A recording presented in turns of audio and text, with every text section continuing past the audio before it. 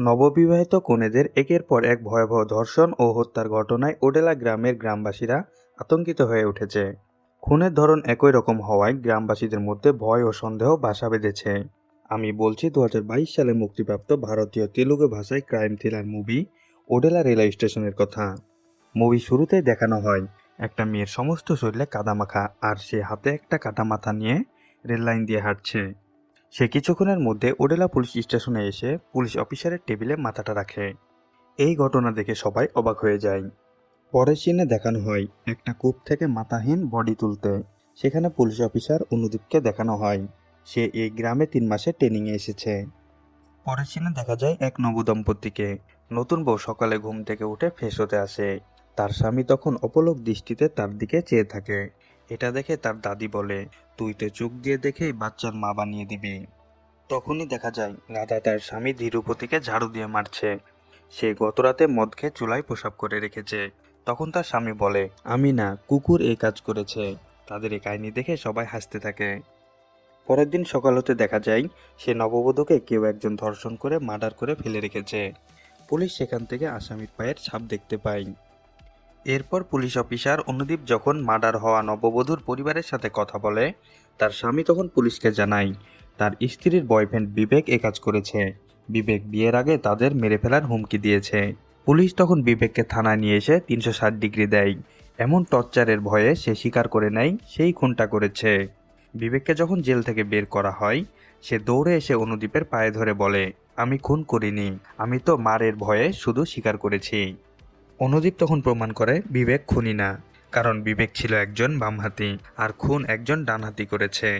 আর তারা যে পায়ের ছাপ পেয়েছে তা ছিল 10 সাইজের, আর বিবেকের পায়ের সাইজ 8। এমনকি মৃতের দেহ থেকে তারা যে স্পাম সংগ্রহ করেছিল তা ছিল 30 বছর বয়সী একজন লোকের, আর বিবেকের 30 বছর হতে এখনো 10 বছর লাগবে। এতে সবাই বুঝতে পারে বিবেক খুন করেনি। তখনই থানায় একটা ফোন আসে। তারা জানতে পারে গ্রামের আরো একজন মার্ডার হয়েছে। তারা সেখানে যেয়ে দেখে একটা নববধূর লাশ। তাকে প্রথমে ধর্ষণ করে পরে মার্ডার করা হয়েছে। পুলিশ অফিসার বুঝতে পারে যে এটা একটা সিরিয়াল কিলারের কাজ। রাতে অনুদীপ তার গার্লফ্রেন্ডকে বলে, সিরিয়াল কিলার একজন সাইকোপ্যাথ, মৃত্যুর মিছিল চলতেই থাকবে, তা থামবে না। তার গার্লফ্রেন্ড বলে, কোনো কুলু পাওনি? এই কথা শুনেই অনুদীপ চলে যায় ঘটনাস্থলে।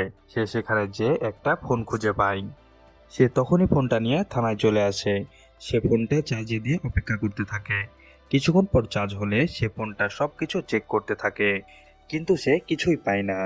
তখন তার মনে হয় ক্যামেরার কথা, আর সে একটা ভিডিও রেকর্ড পেয়ে যায়। সেখানে খুনিকে দেখা যায় না, কিন্তু খুনির কথা আর হাসির আওয়াজ শোনা যায়। পরের সিনে দেখা যায় রাধার বোন যখন গোসল করতে যায়, তখন রাধার দেবর দরজার ফুটো দিয়ে লুকিয়ে দেখছে। এরপর দেখা যায় পুলিশরা সেই ফোনের ভিডিও নিয়ে এলাকাবাসীকে শোনাচ্ছে। কেউ কণ্ঠ চিনতে পারে কি, কিন্তু কেউ চিনতে পারে না। শেষমেশ রাধা স্বামী ধীরপতি বলে, এই কণ্ঠ চিনা চিনা লাগছে। সে বলে কণ্ঠটা সাম্বার মনে হয়।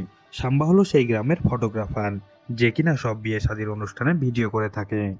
সাম্বাকে থানায় তুলে আনা হয়, দিয়ে তার কণ্ঠের সাথে সে ভয়েস ম্যাচ করানো হয়, কিন্তু ম্যাচ হয় না। পুলিশ অফিসার তখন খুব চিন্তায় পড়ে যায়, কিভাবে এ কেস সলভ করবে তা নিয়ে। অনুদীপ তখন বলে, আমরা ডিএনএ পরীক্ষার মাধ্যমে ক্রিমিনালকে ধরতে পারি। এটা শুনে ওসি রেগে যায় আর বলে, এত গ্রামবাসীর মধ্যে কয়জনের ডিএনএ পরীক্ষা করব আমরা? অনুদীপ তখন বলে, ওডেলা গ্রামের মোট জনসংখ্যা 6322। এর মধ্যে মহিলা, শিশু ও বৃদ্ধ মিলিয়ে 4053 জন। বাকি থাকে 2069 জন। ক্রিমিনালের জুতার সাইজ 10, আর এই 10 সাইজের জুতা পরে 5 ফিট 10 থেকে 6 ফিটের মানুষজন। আর পরীক্ষার মাধ্যমে জানা যায় ক্রিমিনালের বয়স 20 থেকে 30 বছর। সব মিলিয়ে দেখা যায় এই ক্রাইটেরিয়ায় 20 থেকে 25 জন হবে। এই কয়জনের ডিএনএ পরীক্ষা করলে ক্রিমিনালকে ধরা যাবে। এরপর 20-25 জনের স্প্যাম নিয়ে ডিএনএ পরীক্ষার জন্য পাঠানো হয়। রেজাল্ট আসতে 10 দিন লাগবে। এর মধ্যে একদিন পঞ্চায়েত প্রধান থানায় আসে তার মেয়ের বিয়ে দাওয়াত দিতে। অনুদীপ তাকে বোঝানোর চেষ্টা করে এখন বিয়ে না দিতে, কিন্তু সে কোনো কথাই শুনে না। বিয়ের দিন দেখা যায় সবাই খুব আনন্দ করছে, আর সাম্বা লুকিয়ে নববধূর ছবি তুলছে। আর বাইরে অনুদীপ 2 জন কনস্টেবলকে রেখেছে যাতে কোনো দুর্ঘটনা ঘটতে না পারে। সকাল হতেই নববধূ তার বান্ধবীকে স্টেশনে রাখতে আসে, আর দূর থেকে কনস্টেবল তাদের ফলো করে। যখনই তাদের সামনে দিয়ে একটি ট্রেন যায়, হুট করেই সেখান থেকে নববধূ গায়েব হয়ে যায়, আর তার বান্ধবী সেখানে অজ্ঞান হয়ে পড়ে থাকে। এই খবর পেয়ে অনুদীপ সেখানে চলে আসে আর অনেক কষ্টের পর ক্রিমিনালকে সে ধরতে পারে। এটা রাধার দেবর চান্দু। সে বলে, আমি সোনা চুরি করতে এসেছি, আমি নববধূকে খুন করিনি। অনুদীপ একথা বিশ্বাস করে না। চান্দুকে থানায় নিয়ে এসে 360 ডিগ্রি দেয়। তখন পঞ্চায়েত প্রধান থানায় এসে টাকার বিনিময়ে চান্দুকে নিয়ে যায়। চান্দুকে সে খুব অত্যাচার করে। অনুদীপ পঞ্চায়েত প্রধানকে ফোন দিয়ে জানায় চান্দু খুন করেনি, সে তো একজন ছোটখাটো চোর। চান্দুর যাওয়ার আভাস পেয়ে খুনি পালিয়েছে। আর গয়না নিয়ে পালানোর সময় চান্দু ধরা পড়ে। এই কথা শুনে পঞ্চায়েত প্রধান চান্দুকে তাদের বাসায় পৌঁছে দেয়। রাতে অনুদীপ হতাশ হয়ে তার গার্লফ্রেন্ডের সাথে কথা বলে, আমি একটা সুযোগ পেলে ক্রিমিনালকে ধরে ফেলবো। তার গার্লফ্রেন্ড বলে, আমাকে বিয়ে করে নাও, তখন ক্রিমিনাল নিজেই আমাদের কাছে আসবে। অনুদীপ তখন তার গার্লফ্রেন্ডের কথাই রাজি হয়ে যায়। আর অনুদীপ টিভি চ্যানেলে লাইভে এসে ঘোষণা করে দেন, কাল আমার বিয়ের প্রথম রাত, যদি পারিস তো আমার সামনে এসে দেখা। এই বলে ক্রিমিনালকে চ্যালেঞ্জ করে। এরপর তারা যখন বিয়ে করে বাসায় আসে, তখন দেখে বাসার মেন গেটে ক্রিমিনাল একটা চিঠি রেখে গেছে। অনুদীপ তখন ক্রিমিনালের কনফিডেন্স দেখে খুশি হয়। অনুদীপ ধীরুপতিকে বিরিয়ানি খাওয়ার জন্য বকশিস দেয়। পরের সিনে দেখা যায় ধীরুপতি, সাম্বা আর যোগু মদ খাচ্ছে আর গল্প করছে। তখন সাম্বা বলে ওঠে, এসিপির স্ত্রী সেই মাল, এসিপি একটা সেই সুন্দর বউ পেয়েছে। ধীরুপতি তখন বলে, তুই বিয়ে করে নে, তাহলেই তো হয়। এদিকে দেখা যায় এসিপি টি-20 খেলা শুরু করে দিয়েছে। গভীর রাতে রাধার হঠাৎ করে ঘুম ভেঙে যায়। সে তখন ঘুম থেকে উঠে পানি খেতে যায়। অমনি তার সামনে একটা বক্স পড়ে। সে বক্সের ভেতরে অনেক অলংকার দেখতে পায়। তার মনে সন্দেহ হয়। সে তখন অলংকারগুলো আঁচলে নিয়ে আস্তে আস্তে বাড়ি থেকে বের হয়ে যায়। এতদিন যারা হত্যা হয়েছে তাদের বাসায় যায়। আর গহনাগুলো তারা চিনে কিনা তা জানতে চায়। সবাই গহনাগুলো চিনতে পারে, এই সব তাদের মরা মেয়ের গহনা। রাধার তখন আর বুঝতে বাকি থাকে না সে আসল কালপিটটাকে। সে দ্রুত বাসায় চলে আসে। এসে দেখে তার স্বামী দেবর কেউ বাসায় নেই। রাধা তখন অনুদীপকে ফোন দেয়, কিন্তু অনুদীপ ফোন ধরে না। সে তখন অনুদীপের বাসার দিকে দৌড়াতে থাকে। এদিকে দেখা যায় ধীরুপতি অনুদীপের বাসায় এসেছে। তখন অনুদীপ বলে, ধীরুপতি, আজ সমস্ত কাপড় ধোয়ার জন্য নিয়ে যাও। সে বাসার ভেতর যায় আর সাথে করে একটি কাপড়ের পুটলা নিয়ে বের হয়। সে সাইকেলে করে সমস্ত কাপড় নিয়ে যায়। রাধা তখন অনুদীপকে কল করে। অনুদীপ কল রিসিভ করতেই ওপাশ থেকে রাধা বলে, স্যার, ঘরে যেয়ে দেখেন মেম সাহেব ঘরে আছে কিনা। সে ঘরে যেয়ে দেখে তার স্ত্রী নেই।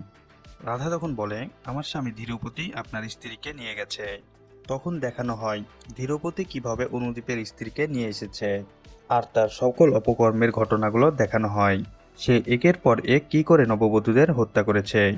রাধা তখন ধীরুপতিকে খুঁজতে খুঁজতে এক কূপের কাছে চলে আসে। সেখানে দেখে ধীরুপতি অনুদীপের স্ত্রীকে ধর্ষণ করার চেষ্টা করছে। রাধার চিৎকারের কারণে ধীরুপতি বিরক্তি হয়ে উপরে উঠে আসে আর বলে, এইসব তোর কারণেই হয়েছে।